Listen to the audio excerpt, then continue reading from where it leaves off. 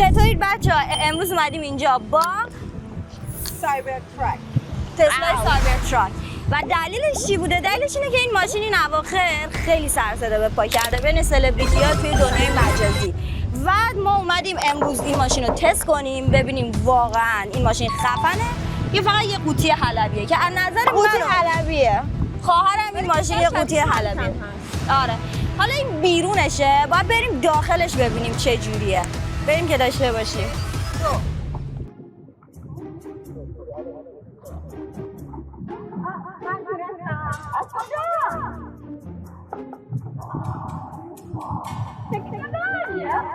تکنولوژیا بیاین اینجا من اول در رو به شما نشون بدم. همینطور که میبینید ایشون دستگیره ندارن، نسل جدید خودروهای برقی. و حالا خب سوال اینه که چجوری باز میشه. اوکی میگردیم دنبال دکمه. به این صورت این در باز میشه. بریم داخل رو ببینیم. سلام علیکم. حالتون چطوره؟ بچه توش هیچی نداره. هیچی نداره. بچه یه فرمون هیچی. یه تلویزیون هم داریم تموم. شما الان من تو ماشین نشستیم ولی حقیقتا نمیدونیم باید چی کار کنیم. هیچی نداره. چیکار دقیقا باید بکنیم؟ دقیقا همش همینه. دقیقا نمیدونم باید چیکار کنیم. مثلا الان من یه چیزی که مثلا کشف کردم خیلی داشتم دنبال راهنما میگشتم چون راهنما خیلی چیز مهمیه تو دبی، خیلی جریمه میشه و اتفاقی دیدم که راهنما اینجاست روی فرمونه. تکنولوژی بس پاکن اینه یا خدا چقدر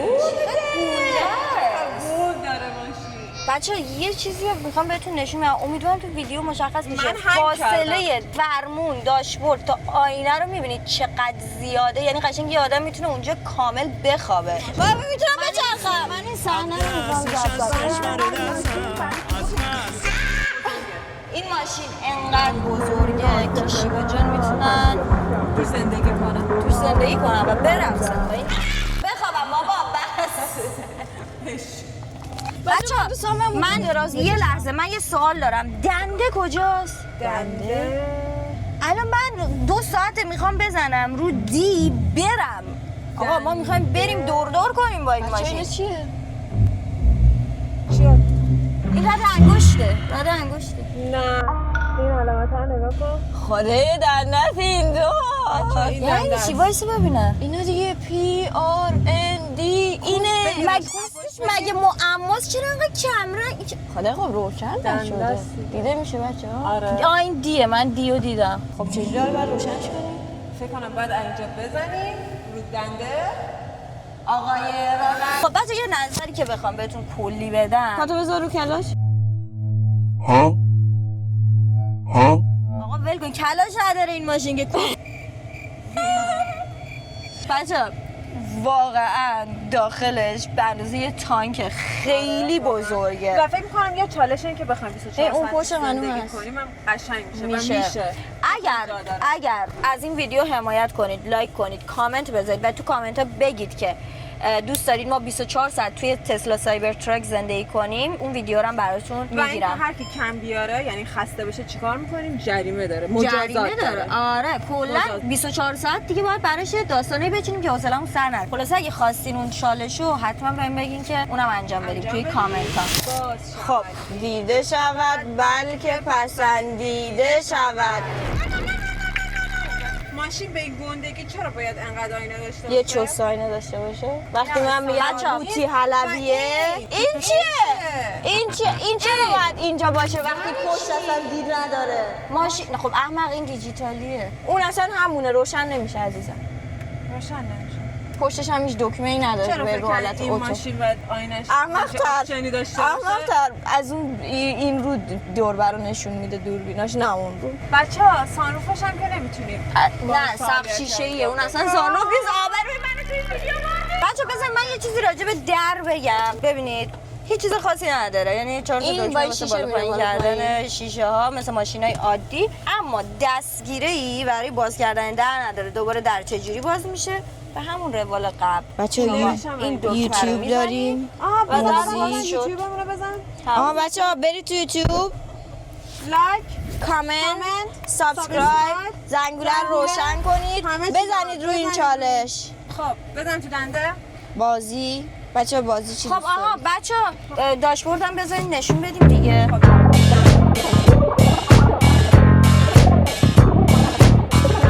یه دقیقه چت جی پی تی بپرس. بعد به من میگه چرا میگی آبروی من برج سقف شیشه سانروف دار نیست؟ خب باز کن. باز کن خانوم، من دستم نمیرسه. من نگه دارم برات باز کن. بذار ببینم، من میام اینجا ببینم اینجا چی داریم. خدای اینا چیه؟ بچه ماشین 62% شارژ داره. آقا ول کن، داشبورد نداره این ماشین. داشبورد نداره، بیخیال شدی؟ باز نمیشه آخه من نمیدونم دکمه. بچه من اینو بگی. فکر کنم داشبورد نداره بابا داره اینا ها، این داشبورد دیگه اینا. خب من میخوام ببینم که آها بچه ببینید اینجا این مانیتوری که داریم باش میتونیم این دره نمای کل ماشین ببینیم. کشف کردم براتون. بعد اینجا بریم اینا چیه؟ اینا چیه ببینیم. واقعا هیجان انگیز بود. من خب الان اینا هیچی نمیفهمم. خب تو چرا باید از کمک و فلان و ماشین سر در بیاری؟ قلف کودک. قلف کودک رو که میدونیم. قلف ویندو. کارواش. بچه ول کنیم، بیاید اینو با کنیم. بچه انقدر این ماشین بزرگه ما توش میتونیم همه کار بکنیم. مثلا شیوا بیاد وسط بشینه، آشپزی کنیم. من توی ماشین کوچیکم میتونم وسط بشینم. بچه من واقعا مشکل دارم چالش 24 ساعت تو سایبر ترک رو بگیریم، چون خیلی بچه داخلش واقعا خوبه. بچه اینجا میتونیم سفره بندازیم. من یه سوال دارم از شما الان نظرت اینه که بله آشغاله. منم میگم آشغاله بدارم. یعنی این ماشین آخه این ماشین چیه؟ بخوای مثلا روزمره باهاش بری سر کار، نمیدونم بخوای بری تفریح کنی، خرید کنی. شما از روی همین یه دونه ماکت خودش، ماکت نه چی میگم همون بیلبیلک خودش شما نظر بدید. به نظر من یه چیزی بهتون بگم، این ماشین اگه من خودم بخوام بخرم انتخاب من نیست، این آدم نیست، این هم نیست، به خاطر جیبادین که خیلی گنده است، امکانات آنچنانی نداره. امکانات که داره، ما بخریم هم نمیتونیم باش رانندگی کنیم چون اصلا مناسب سایز ما نیست. ولی در کل میخوام یه چیزی بهتون بگم، چه آپشنی داره این ماشین، فوق العاده جلب توجه میکنه. لحظه‌ای که اومدیم اینترو ویدیو رو بگیریم و این موضوع، فقط 2 نفر اومدن وسط فیلم برداریمون رو قطع کردن، از ماشین فیلم برداری کردن. توی تمام مسیر که داشتیم می اومدیم همه داشتن به ما نگاه می‌کردن، یعنی همه ماشینایی که از کنار رد می‌شدن نگاه کردن یا فیلم و عکس میگرفتن. جلوی در یه هتل وایستادیم بریم دستشویی، 4-5 نفر اومدن عکس گرفتن. یعنی این ماشین جلب توجه بالایی داره. یعنی فقط بیرونش جلب توجه کنه. آره بیرونش جلب توجه میکنه، چون ولی داخلش واقعا هیچی نداره. یعنی من چیزی نمیبینم که مثلا. ولی بچه‌ها بازم من خیلی دلم می‌خواد این داشبوردو باز کنم و خیلی فکرم هیچی نداره. آره خلاصه این ماشین به نظرم فقط جلب توجه زیادی داره، چون میگم الان من 2 ساعت این ماشین رو تحویل گرفتم، توی این 2 ساعت شاید 15 نفر از ما عکس گرفتن. حالا اونایی که در حین رانندگی بودن برمیگشتن هیچی نگاه میکردن. جلب توجه فوق العاده بالایی داره. فرمونش هم بچه‌ها نصفه میچرخه، 180 360 نیست، فرمونش کامل نمیچرخه. حالا توضیحات علمیشو نمیدونم چیه، ولی هیدرولیکش زیاد. یه لحظه وایسی من یه چیزی بگم. این خیلی حرفه که توی شهری مثل دبی که پر لامبورگینی و فراری و بوگاتی و این داستاناست و مردم این ماشین براشون خیلی جلب توجه میکنه و میان از این فیلم و عکس میگیرن. دقیقاً جلوی در هتل که وایساده بودیم کلی بنتلی و رویز و فراری و بوگاتی و این داستانا پارک بود، ولی هیچ کس از اونها عکس نمیگرفت. همه میمدن از سایبر تراک عکس میگرفتن و ما خودمون شوک شده بودیم که چرا. میدونی یعنی خیلی حرفه که یه ماشین توی دبی بتونه انقدر جلب توجه کنه، چون اینجا فوق العاده پره این چیزا. یه چیزی ذهن منو مشغول کنه. شب خوابم نمیبره. اینو برای من باز کن لطفاً. خب یه لحظه ببینیم اونو چیکار میتونیم بکنیم. 3000 years later. توی تلاش‌های فراوان و زنگ زدن به کمپانی ما فهمیدیم که داشبورد چجوری باز میشه و اگه بهتون بگیم پراتون میریزه واقعا، چون ما خودمون پرامون ریخت. من میخوام بگم، تو بزن من میگم.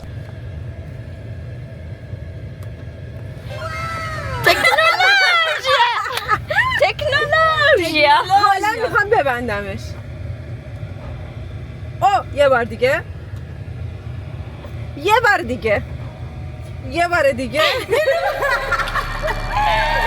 یه بار دیگه آخه خیال راحت آروم شد.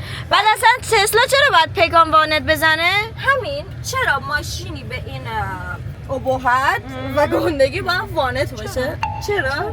وای یه روز پول داشتم برای تسلا سایبر تراک می‌خرم فقط با داشبوردش بازی کنم. فقط یعنی فقط باشه که من اینو هی بزنم هی ببندم هی ببندم هی بزنم هی نه بزنم هی ببندم. یه روز داداش برات میخرم فقط با داشبوردش بازی کن. فقط واسه همینه. تو حالا ببین برای تو با چی حال می‌کنی برای تو هم می‌خرم. حالا می‌خوای با ماشین ما رو ببری بگردونی آره الان بزنی میگردیم ولی بچه حتما بهمون بگیم واقعا تو مغز ایلان ماسک چی میگذشته که همچین ماشینی و وانت زده. چرا باید این ماشین وانت اگه باشه؟ شما بودجه‌شو داشتین ولی چرا این دیگر نذاری یا می‌خریدین ازش استفاده می‌کردین؟ قیمت حدودی این ماشین توی دبی امارات متحده 500,000 درهم تقریبا و با درهم 22,000 تومان شما میتونید حساب کنید که قیمتش چقدره. نسبت به این قیمت ببینید شما اگه بودین این ماشین رو می‌خریدین یا نه؟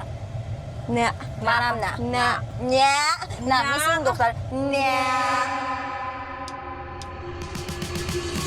جا الان آماده حرکتیم و برای اینکه حرکت کنیم باید دنده رو بزنیم روی دی. الان آماده حرکتیم. بچه انقدر ماشین بزرگه واسه سایز من واقعا به همه جا دید ندارم، دسترسی ندارم. شما میتونید نظرتون رو بگید شما دوتا بچه، چون من تمرکزم خیلی رانندگی هست. تمرکز کردیم. بعد یه باگ دیگه این ماشین برای من داره، شیشه‌هاشو دودی کرده. من همینجوری هیچ جا رو نمیبینم، بعد شیشه رو هم دودی کرده. ولی به من گفته بودن که ماشین خیلی تیزه در حال اول که می‌خوای استارت بزنی، ولی اصلا این شکلی نبودش. وقتی که گاز دادم والا من از اول از این ماشین خوشم نمیومد. هنوزم نظرم اینه آقا برو اونور میزنم. هنوزم نظرم همینه، اگه بخوام یه روز ماشین بخرم به هیچ عنوان این ماشین رو نمیخرم، چون اول اصلا مناسب جسته آدمی مثل من نیستش. دوم این خیلی گنده است، واقعا اندازه تانکه. بعد اینجا انقدر عمق داره تو دوربینو بذاری هرچی بره ته، هرچی بزنی بره پایین میره. اینجا بزرگی اون ماشین معلوم میشه.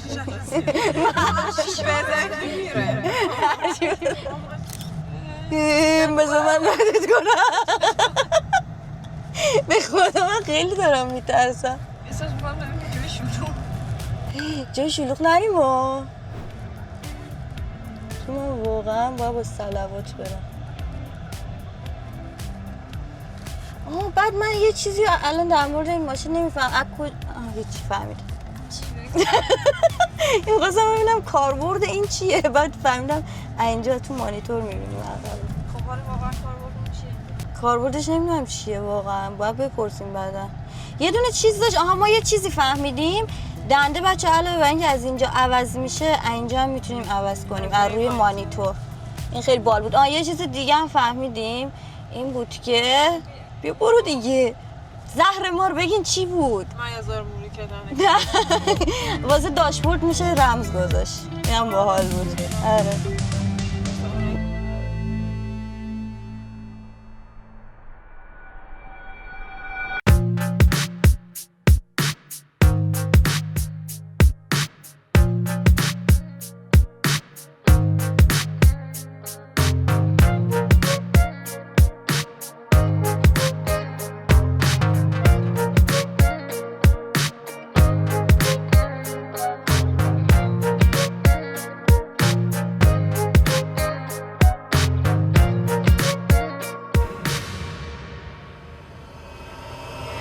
بچه من واسه گرفتن این ویدیو خیلی اذیت میشم، چون جای شلوغی که میرسیم خیلی نیاز به تمرکز دارم. واسه این اومدم یه جای خلوت دوباره وایسادم که بهتون نشون بدم که دنده رو انجام میشه عوض کرد. این پیه الان رو دیه. آره الان رو دیه. الان میتونیم حرکت کنیم. آره بعد چرخه عقبش هم این شکلیه که انگار وقتی فرمونو میچرخونی چرخه عقبش هم میچرخه. بچه من واقعا دارم سختی میکشم و واقعا این ماشین سایز من نیست. واقعا من هیچی نمیبینم، یعنی خودمو سپردم دست خدا دارم میرم. به خدا اصلا من میخوام بعد که مثلا این تیکر رو تموم کردیم دوربینو بذاری اونجا ما عمق بزرگی این چیزو نشون بدیم ماشین. چرا نمیتونی جمله رو تموم کنی و بازم تکرارش میکنی؟ نمیتونم ریدم تو ریدم. من واقعا یه میلیارد دارم بشم این ماشین نمیخرم. من از رانندگیم لذت میبرم، خیلی هم دارم لذت. ببندش. ببین من بچه من الان واقعا احساس گویی دارم پشت این فرمون، چون اصلا این ماشین سایز و قد و قواره من نیستش و همین دیگه. فرمونش هم خیلی عجیب غریبه، همین مدلش، همین که این فرمون کامل نمیچرخه، کلا مثلا 180 میچرخه و همین دیگه. کلا من از این ماشین از اولش خوشم نمیومد، هنوزم که هنوزه با اینکه باش رانندگی کردمم بازم نظرم عوض نشد و هنوزم از این ماشین خوشم نمیاد. حالا شیوا و نیلوفر رو دیگه نمیدونم، فکر کنم نظر شما هم همین باشه. آره حداقل برای من اصلا این ماشین مناسبی نیست. خب بفرمایید جواب بده. آره و ما خیلی برای رانندگی با این ماشین سختی کشیدیم. امیدواریم که از ویدیو حمایت کنید بچه‌ها. من پولم بهم بدن سوار این ماشین نمیشم، البته نمیتونم بشم چون هیچ جا رو نخواهم دید. آخه منم با تو زیاد تفاوت ندارم دیگه، منم واقعا هیچ جا نمیرم، یعنی آیت الکرسی خوندم و راه افتادم. بسم الله شو گفتم دیگه، بقیه‌شو خدا قبول می‌کنه. خب و بچه‌ها واقعا اینقدر از ما فیلم و عکس گرفتن در حین رانندگی، وایساده بودیم رفتیم رستوران غذا بخوریم، دائما دارن از این ماشین فیلم و عکس میگیرن و اصلا من درک نمی‌کنم دلیلش چیه و برای واقعا تراویس اسکات توکیم کرده چیه. نه هر کسی که از این ماشین استفاده میکنه واقعا متاسفم، اصلا ماشین خوبی نیستش، اصلا خوشم نمیاد.